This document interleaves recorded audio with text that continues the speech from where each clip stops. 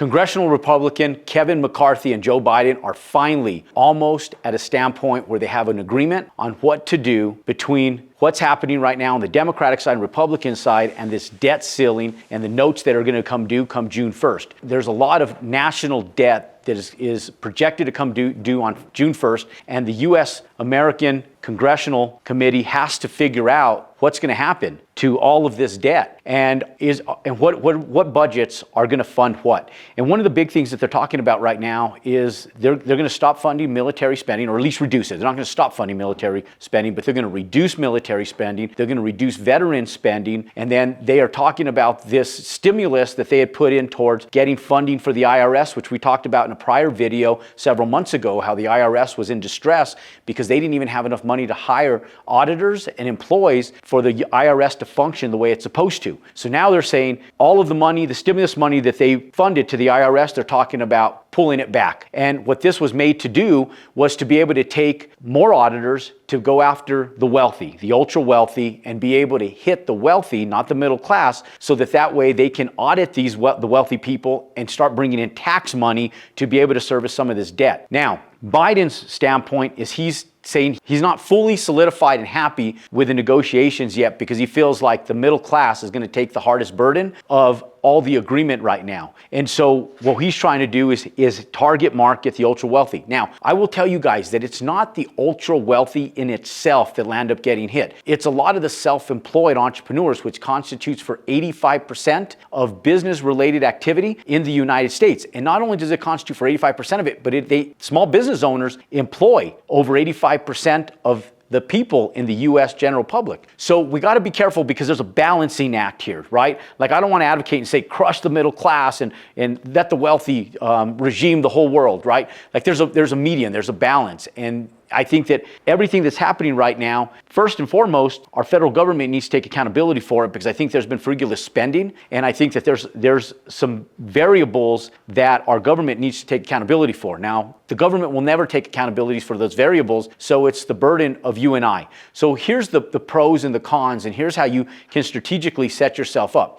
Now, I always talk and advocate obviously about real estate, but it's investments in general. And most investments, even stocks, you can purchase them and do tax-deferred annuity investments and other type of investments that'll offset your tax liability. What I love about real estate is it's one of the greatest tax shelters that the middle class, upper middle class, and the ultra wealthy have to be able to take advantage of not having to pay federal income taxes. And so we want to be careful how we go in and even vote this next year to make sure that we're strategically positioning ourselves as self-employed entrepreneurs, as investors, and those of you guys that are in real estate, which most of you guys that are following our content are taking advantage of this stuff, because we want to make sure that we can continue depreciating assets. We want to continue making sure that we can offset capital expenses. We want to continue making sure that the day in, day out business expenditures that you and I get to take advantage of being self-employed, for those of you that are self-employed, and even for those of you guys that work full-time jobs and use your independent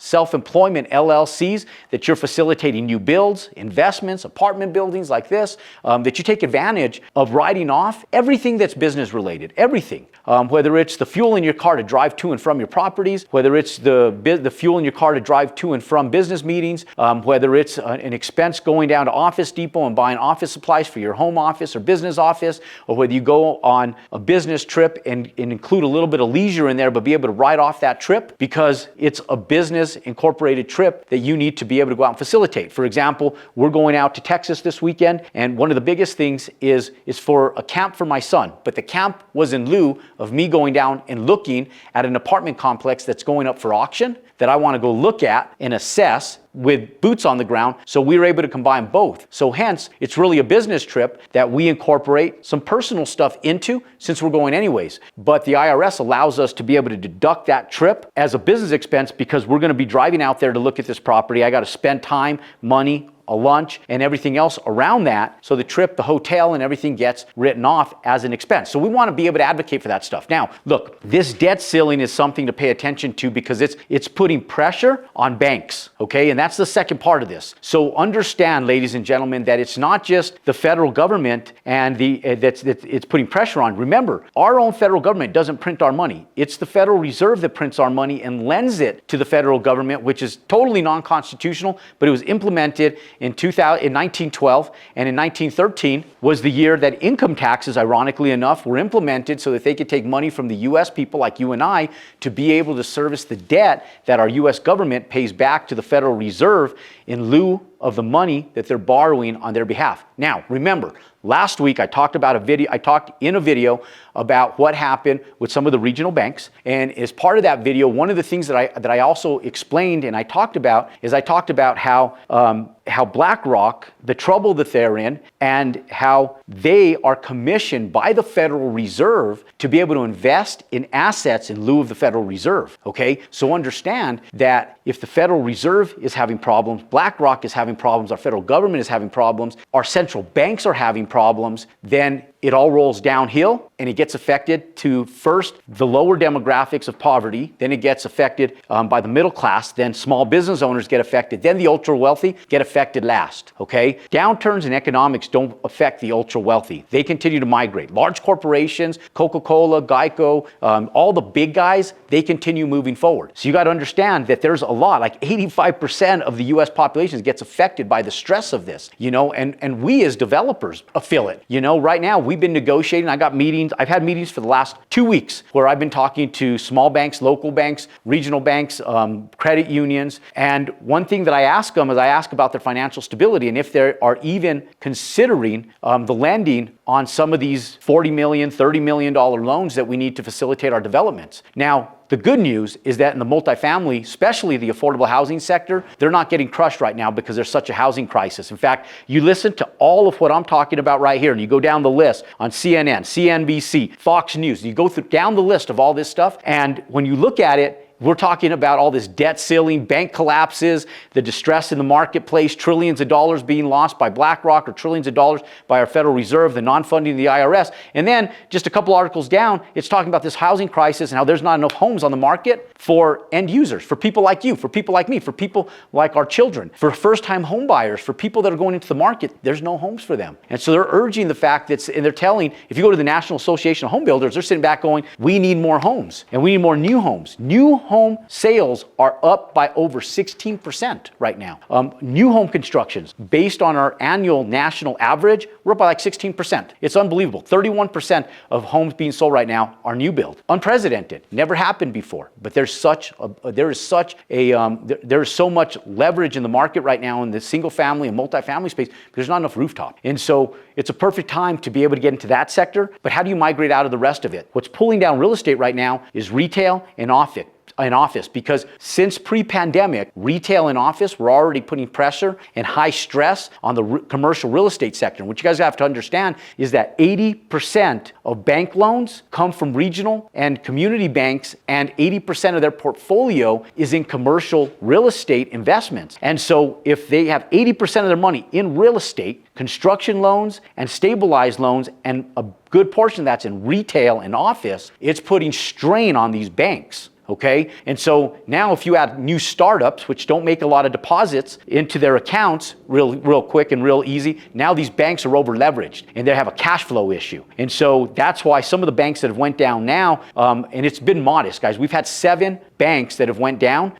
I'll tell you guys, it's never happened in history where only 7 banks go down. So understand and know that you're hearing it here first, that when 7 banks go down, it's going to be very prevalent that there's going to be well over 100 to 200 banks, local, regional, community banks that are going to go under over the next year and possibly 2 years. So this, ladies and gentlemen, is the warning sign and the beginning of what's to come in the commercial market sector, because everything that's happening right now can't be fixed by June 1st when the debt gets called, and the U.S. people can't pay this stuff off by June 1st. We're a few days away from that right now. By the time you're seeing this video, it might be June 1st. And so understand that there is going to have to be some type of relief funds that come in to be able to bail out the U.S. The way they write these articles seems like it's alarming, but then on the back end there's like clauses in there that makes it seem like it's less alarming, right? But who it's alarming to is average folks like you and I, okay? Investors. And one thing that's happening right now that I'm living in the reality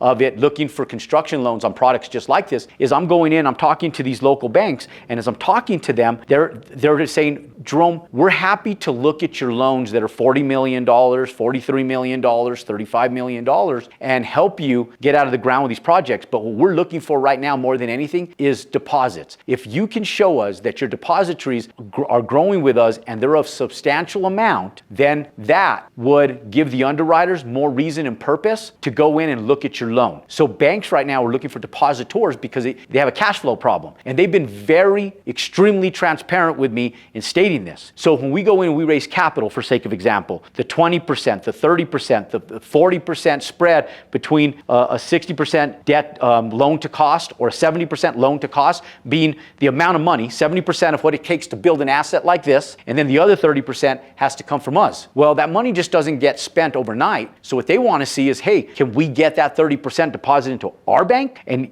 put, $5 million, $8 million, $9 million, $10 million in our bank as depositors, as opposed to putting it somewhere else, drawing from like a Bank of America, and then having a construction loan, drawing from us from this bank, drawing from them from that bank, and they have no deposits going into their bank. So what the banks want is they want us to take that money out of like a Bank of America, a JP Morgan, take that money, put it in their bank, and then they have more deposited money, because when they have this money in there, they can lend on it. And if they can lend on it, they can get more cash flow. And when they can get more cash flow, it helps the bank stabilize its assets. So they want deposits, ladies and gentlemen. So if you're syndicating, you're investing, understand that you need to advocate for the banks that you're working with. And you need to go in and make sure that you're strategically positioning yourself in a fashion where you can leverage money to continue moving forward on the assets that are paying right now. And it's single family residential and multifamily residential, predominantly in the affordable housing sector. Ladies and gentlemen, if you love content like this and want to see more, then click and subscribe to our YouTube channel. Pound that thumbs up button, continue following our content. I'm going to put a recommended video that I recorded last week regarding what's happening with the Federal Reserve, so you understand the entire picture, and that we have a better understanding of what's happening economically right now. Click and subscribe, pound that thumbs up button.